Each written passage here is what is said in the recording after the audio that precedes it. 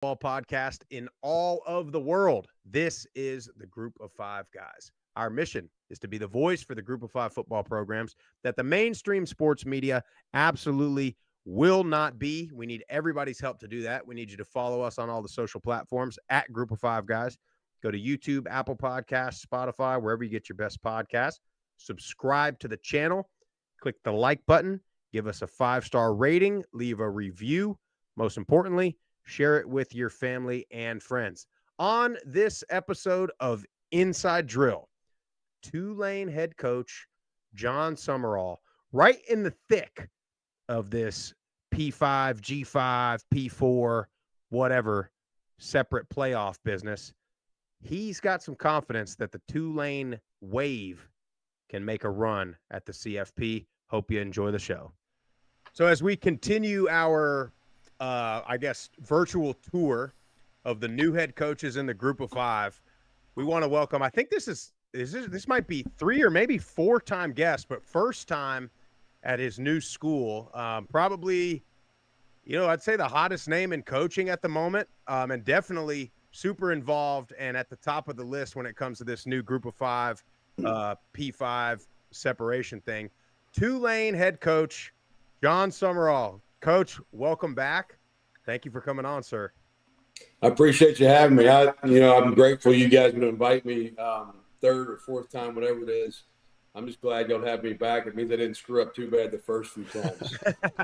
No, we always love having you on, Coach. But let's get right to this thing now. So when you took the job at Tulane, you had some comments about wanting to make the playoff, and not necessarily guaranteeing it, but having some high expectations. So talk about that. And then you have all these comments from this week and last about separating the playoff. What's your take? Yeah, well, I think, when I got here, the last couple of years here have been successful.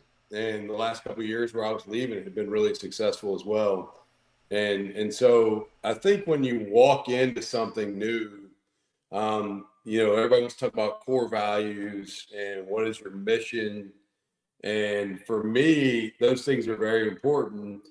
I also think it's vital to state what is your vision, all right? And so when I say vision, I'm not talking about a dream, but I'm talking about if you did close your eyes and think, man, I want to do something bold, something that's really powerful that maybe people think can't be done.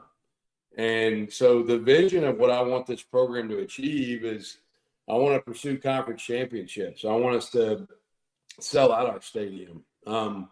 And now we've got a 12-team playoff. So anybody that's not pursuing getting in the playoff, then I would call them a coward. You've got to have that as a goal. And if you don't have that as a goal and part of your ambition, if you're going to dream small or think small, you're going to live small. If you're going to dream big or you're going to think big, then you get a chance to live big. And I think now is a perfect time to really think with that mindset. I have seen recently a lot of the comments and back and forth about maybe Group of Five, P4, P2, whatever. I don't know all the definitions anymore. It's college football, man. And here's the deal. I've shared this with a lot of people. You take out the top 8 to 10 programs in the country, the Blue Bloods, and there's a lot more in common with everybody else after that. There's 10, 12 teams that are doing things maybe resource-wise, financially, that are on a totally different level. And after that, there may be some tiers, but the teams that are doing it in the mid to bottom half of the P, whatever it's called now, some of those teams are more like some of the G5, if you want to call it that. I'm so lost in the labels now, I don't even know what it all means anymore. But it's just college football, and I think we all got more in common than different. Some people, their NIL, their collective may be bigger. Got it. Some of them may have a slide in their building, in their facility. That's awesome. That doesn't win a game. It's got nothing to do with winning a game. So I think a lot of the off-season sound bites and conversation stuff, it's been maybe fun for some people, but I'm it's got nothing to do with playing the game. All right. And so, there's teams in the Group of Five, if you want to call it that have lost in big games. There's been Power 5 teams or Power 4 teams, whatever they're called, get blown out in the big stage too. Like it's happened on both sides, and so I think quality football is quality football. You know, the place I just came from in Troy, App State, Tulane, like there's some programs that have been playing. Fresno State, there's some programs in the G5, if that's what people want to call it, that have like just been killing. And so that's part of it where I'm not trying to knock on y'all's brand name group of 5 guys. I love it.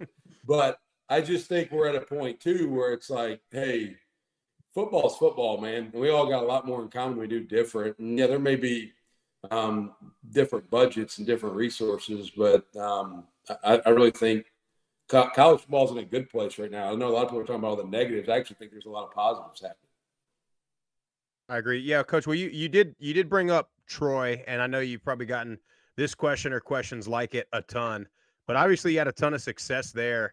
And you know, in my opinion, you probably were one season or maybe not even away from, you know, getting a phone call from one of these SEC jobs or anything like that. Why make the move to Tulane? Is it something you think, hey, right now we can make a run at this playoff? Yeah, well, I think as a competitor, you want to make decisions based upon can I be successful and can we be successful?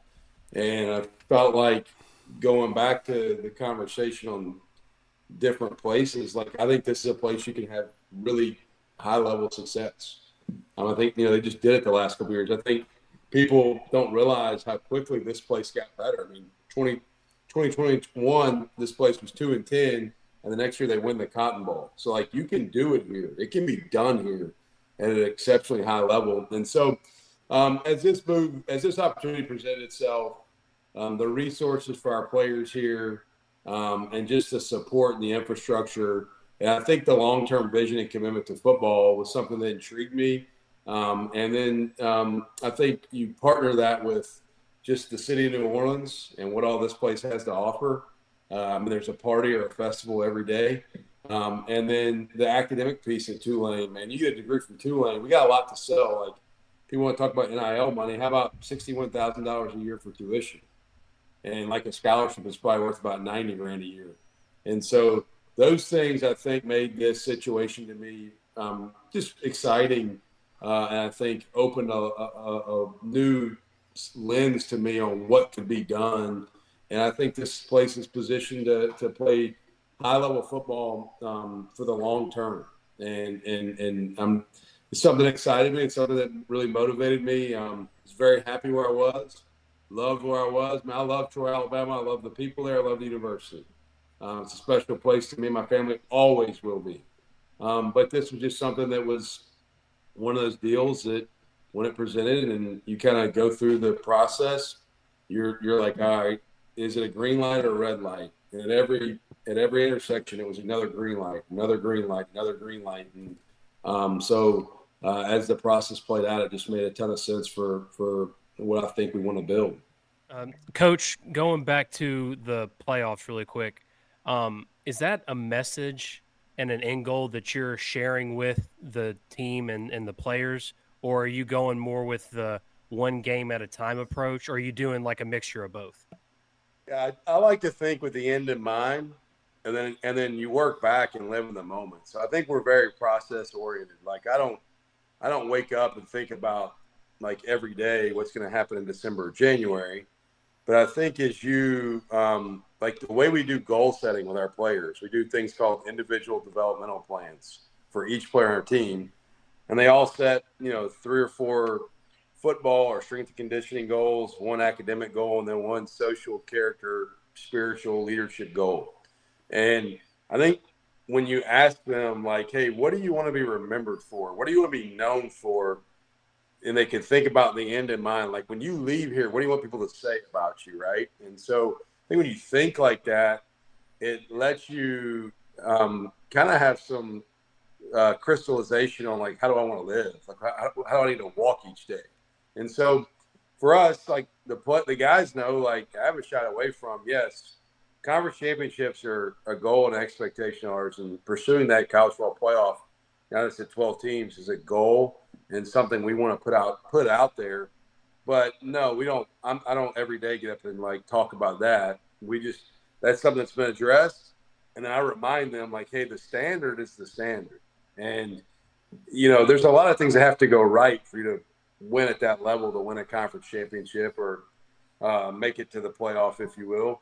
But the way you get there is by keeping the standard high, and the standard does not change. And like that's non-negotiable. That's from an effort standpoint, from an attitude standpoint, from a toughness standpoint, from a discipline standpoint. Like all those things don't change ever. So the standard's the standard, but we don't talk about like that end goal all that often. But I will remind them, like, once we talked about it back in January, we talked about it a couple times during spring. We come back on Memorial Day to start summer workouts, we'll probably talk about something about that, and we start training camp again, we'll talk about it again, like just so the guys understand, hey, why are you doing all this? Like, why are we putting in this extra work? Why are you trying to be a great teammate? Well, it's because you want to achieve something special. No doubt about it. Well, you guys just finished up spring. How did it go from where you started to where you ended up?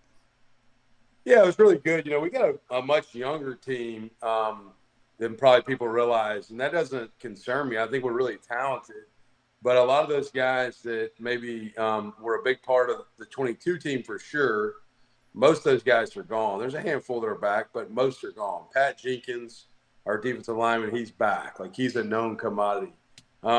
But a lot of the guys in that 22 team are no longer here. A handful of 23 guys are still here. It's a much younger, a much newer team.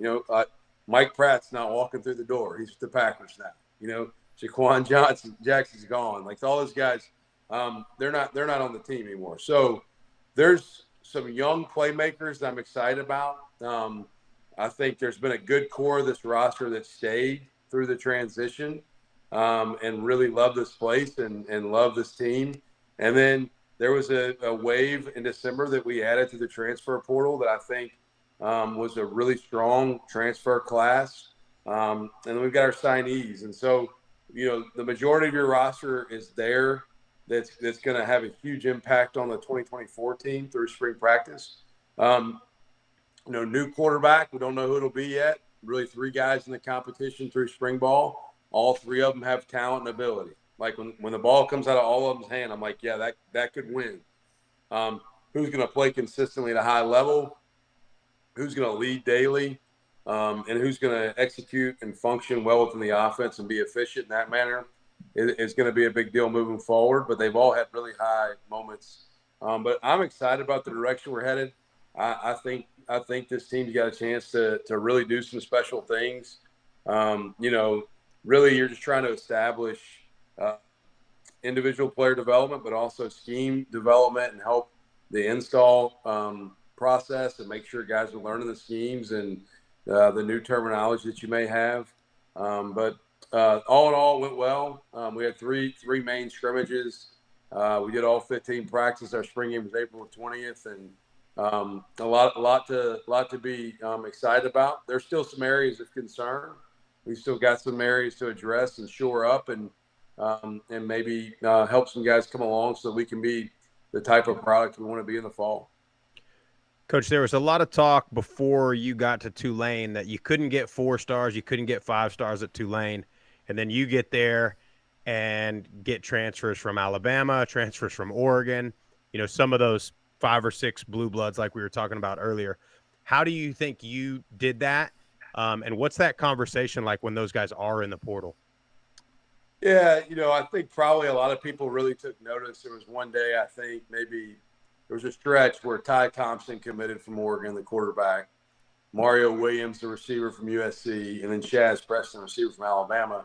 And then that same timeline, Jaden Lewis, who's from Anniston, Alabama, DB, who had been committed to Auburn, committed in January. And so there was like kind of a chain reaction there where a lot of those commitments happened in a row. I can't take credit for that happening in that timeline. We didn't plan that. It just kind of like timed up that way. But I think going back, to me, it's about really 3 or 4 things that we're just trying to help those guys see that are available here. And all these guys care about playing football at a high level. That's goes without saying. We talk a lot about player development. I show them player development, like how we've helped guys improve on and off the field. And then I think you talk about, man, living in a city like New Orleans, which is an absolute blast. I mean, if you can't have fun here, you can't have fun anywhere. Like you're a bumping along if you can't have fun in New Orleans, Louisiana. Like, and so I keep a camping chair in the back of my car because you never know when you're gonna pull up on a party. All right. And so this place is vibrant. The culture here is awesome. And so that's a great attraction. And like I said earlier, man, our academic piece is special and unique. And that's not something to shy away from. That's actually something that excited me about this job is kids that want to achieve at a high level in one area, they usually want to achieve at a high level in every area of their life. Like, I'm ultra competitive. I want to win, whether it's football or a test score. I want to win. And so I think the guys that are drawn here are wired like that. And so I think there's just so many things for us to present that can show them just how this place can help make you better over the long term. And a lot of people say it's not a 4-year decision, it's a 40-year decision. There's some truth to that here. Like, this place can have a lifelong impact positively for you if you leverage it and use it the right way. And I think they're starting to recognize that we can do anything we want to do on the football field here as a team as well. I mean, there's no ceiling to what we can accomplish. Sorry, on that same note a little bit, you talk about the parades and the parties and all that. So you get there.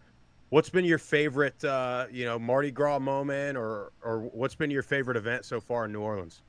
I only can have one. Like, what are we talking about, man?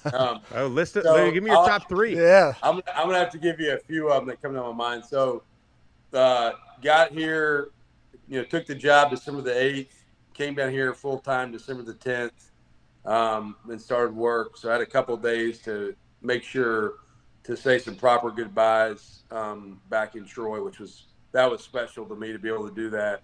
And so it took a couple of days there. Got here, worked really hard for a few weeks on recruiting, and then got to take my son to the last regular season Saints versus Falcons game and got pregame sideline passes and the whole deal. That was a blast.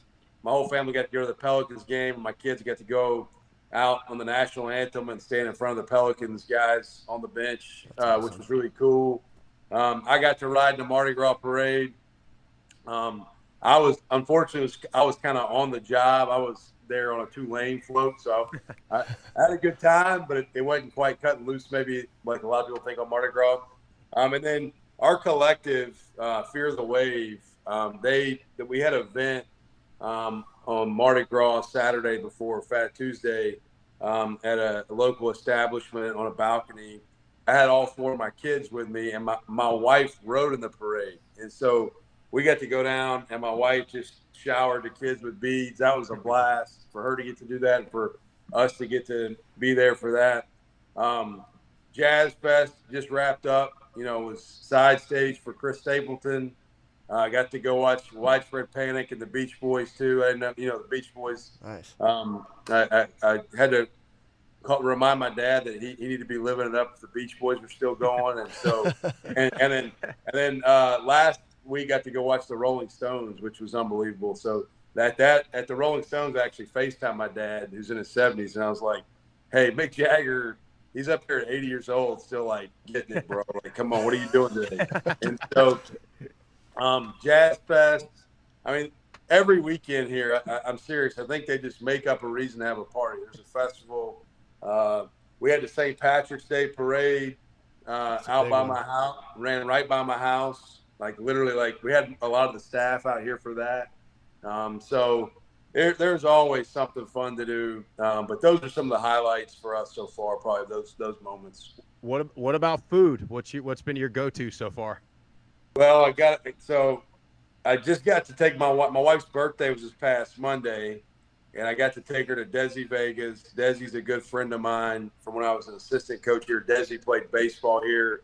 It's a top-notch steakhouse. It's the real deal.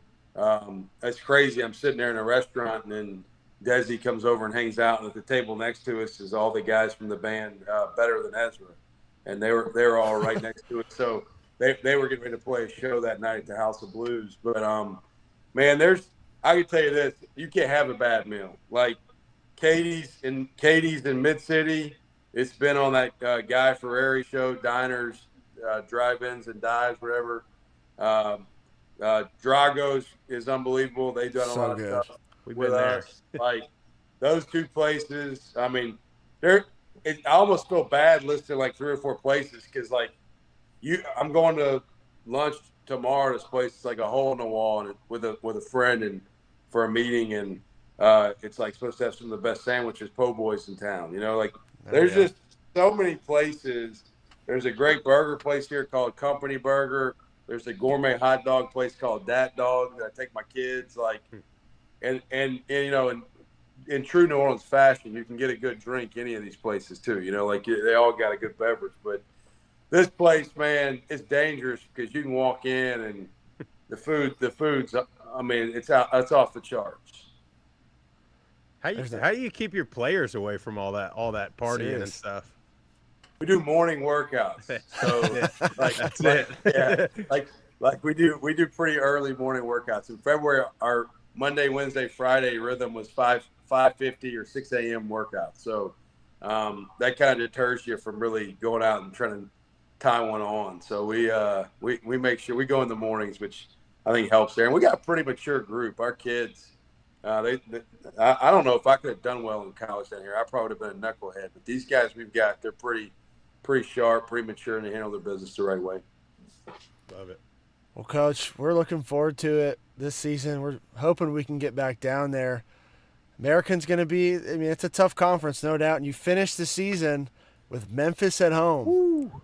That's going to be a big one. Any games you kind of got penciled in on that schedule? Any ones that we should try and get down there? They're all big, man. Like we played doubt. several Thursday night games this year. We open up with Southeastern, which is a great regional game for our FCS game. That's week 1. Week 2, Kansas State's here at home. Week 3, we're at Oklahoma. Week 4, we're at Louisiana Lafayette. So I mean, it's like it's a pretty serious gauntlet. I mean, that's a pretty strong non-conference slate right there. And then you go into the league, and like you said, I think the American. I think there's a lot of teams that are trending up right now. I mean, UTSA's done a lot of great things over the last several years with Traylor coached against him in the bowl game my first year at Troy. Jeff's a great friend, good guy. But I think everybody in the league, I mean, I think you look across the board, Memphis is good. UAB's getting better. South Florida, man, the stuff they've done.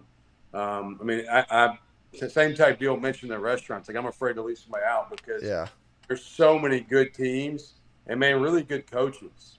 Like, I'm sitting on a call today in some of our conference meetings. I'm just blown away with the level of coaching in this league. I'm looking on the screen. I'm like, man, this is a fantastic league of coaches and players and all in great places too. So it's going to be a challenge. It's not going to be easy. I think the degree of separation from the top of the league to maybe who finishes near the bottom is not that big. I mean, the margin for error is small. And so it's an exciting challenge. It makes you wake up early every day and get to work because you know that we got our work cut out for us. And so that's exciting though. And we're fired up about the direction this league is headed. I think we're in a great position for the long term. And it's going to be a fun year. But y'all definitely got to come back and come catch a game. And y'all are always welcome.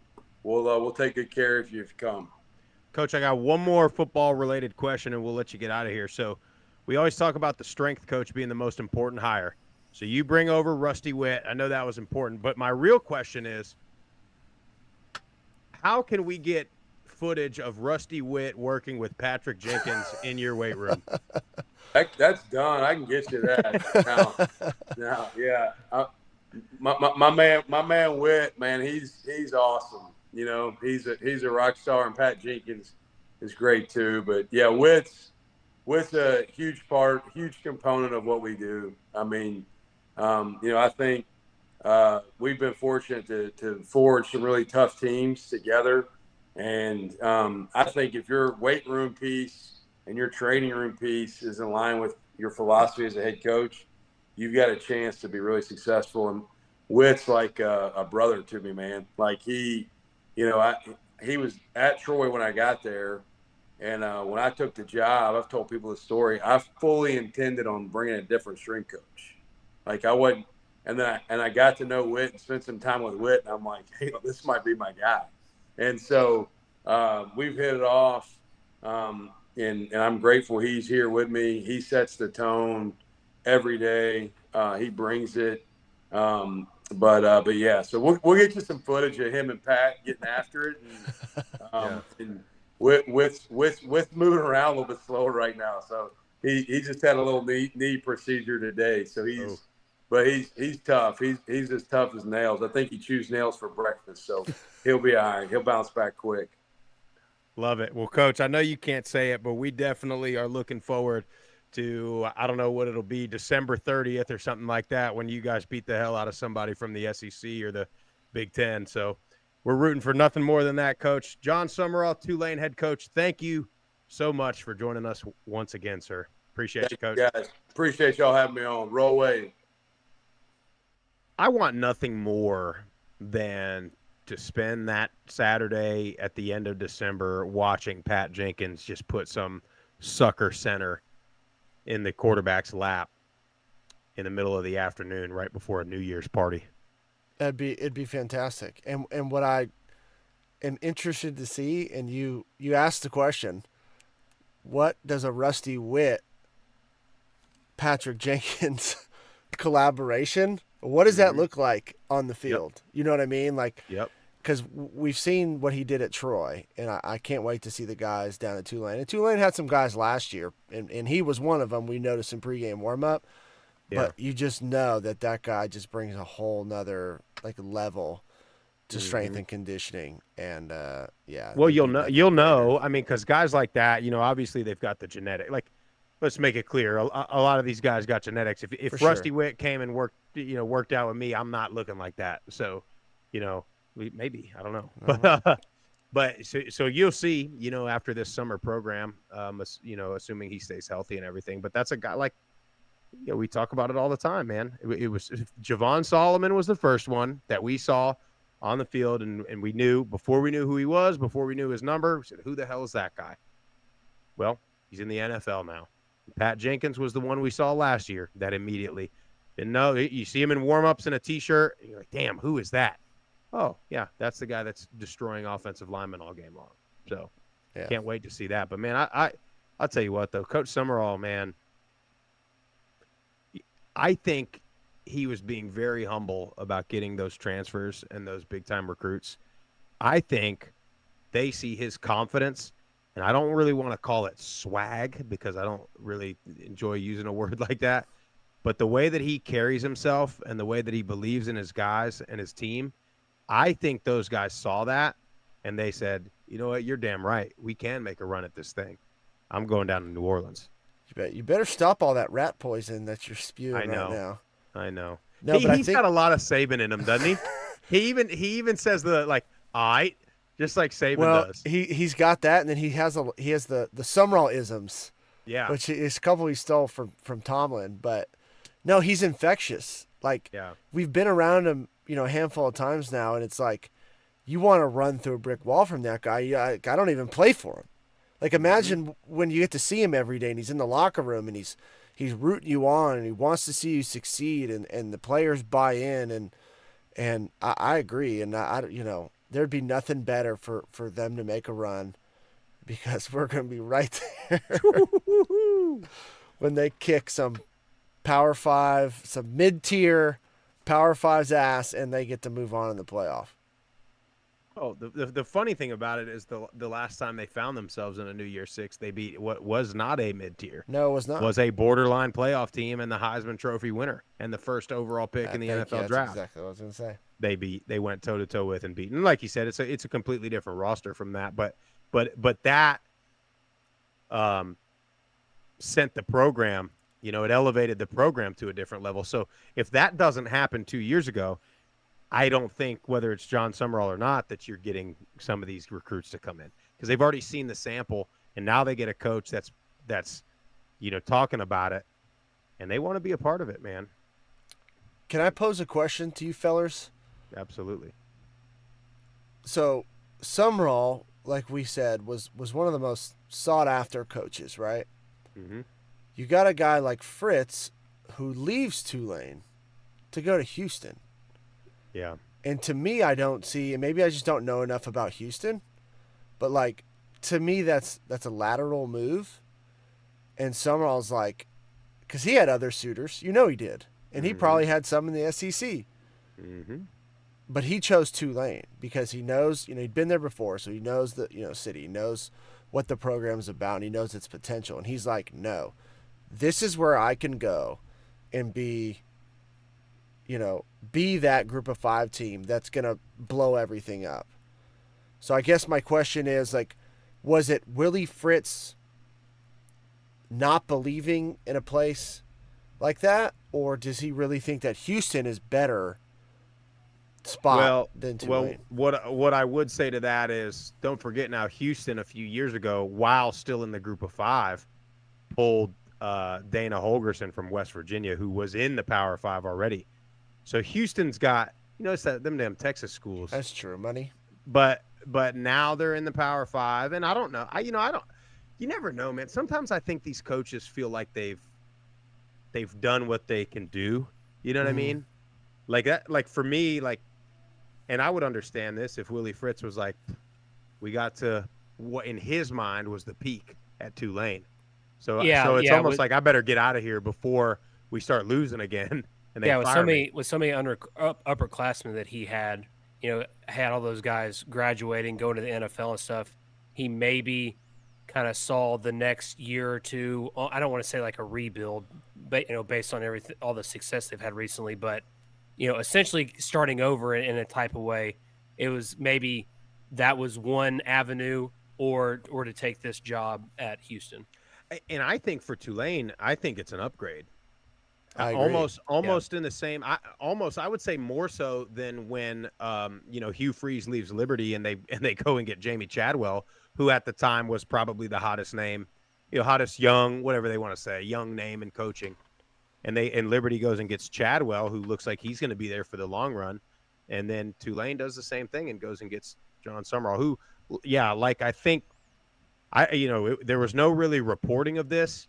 But I would bet a lot of money that whether it be his phone or his agent's phone, was ringing, especially, what was out there. Mississippi State was out there. Kentucky was there for a minute. Well, because everybody thought Stoops was going to. Well, A&M was out there, and then everybody thought Stoops was going to go to A&M, and then surely, now it never fell through, or it fell through. But surely there were people at Kentucky that were saying, if Stoops goes, we're just going to go get Sumrall. Yeah. And surely they were calling him. And then, so, you have to wonder, in that regard, it's like, it makes you appreciate him going to Tulane because, like I kind of asked him, he was another season away from getting one of those SEC jobs again, whether it be a Kentucky or a Florida. It's going to probably be open after this year. Or, if Hugh Freeze don't figure it out at Auburn pretty quickly, he's going to be gone. So, like that was on the horizon, and he still went to Tulane. And I don't think he's the kind of guy that's going to now go there for one season. You know what I mean? Yeah. So he seems like everything he does is very like thought out and thorough. Yeah.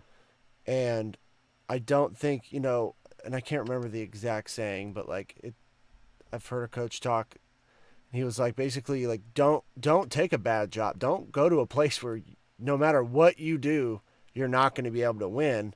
And I think Sumrall understands that, and I think he's just like, I want to be in this coaching thing for a long time. So, like, let's make the right decisions for the right reasons. Tulane is a great spot where I think I can go really make some noise and continue to build my philosophy, my program, how I want to do it, and then we'll see what comes down the pike. There's no need to take a shitty Mississippi State job just because it's in the SEC and I want to get there. He doesn't seem like that type of person, so we're rooting for him for sure. 100%. Well, if you did like the show, make sure you go to YouTube, Apple Podcast, or Spotify. Subscribe to the channel. Give us a 5-star rating and a review. Follow us on all the social media platforms at Group of Five Guys. Most important thing you could do is tell your family and friends all about us.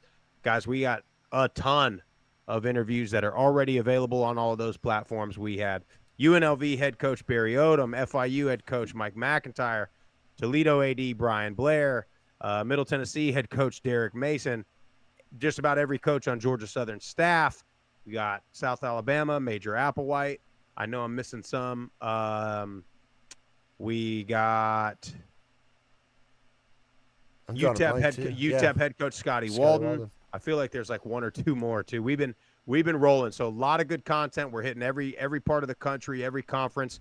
If you're a Group of Five, if you're a college football fan, if you're a sports fan, because these guys that are these head coaches, this is what still remains pure about college football, and these are the ones that are going to ruffle a lot of feathers when they start winning games this fall. So check out all of those, and then you can check out our regular Tuesday night live show. We'll be live again next Tuesday night. Don't know what we're going to talk about yet, so that'll be very exciting. Actually, it's going to be the following Tuesday, huh? Yeah. We were live the other day. Yeah. All right. We'll have some more. We'll probably have some more interviews. We got Troy head coach Gerard Parker coming up too. So Jon Sumrall's replacement at Troy. Talk about some shoes to fill. We have him coming up next week. So that will drop for you guys. All kinds of content coming. Just follow us on the socials and subscribe to the channels. That's all we got for you guys tonight. Group of Five Guys.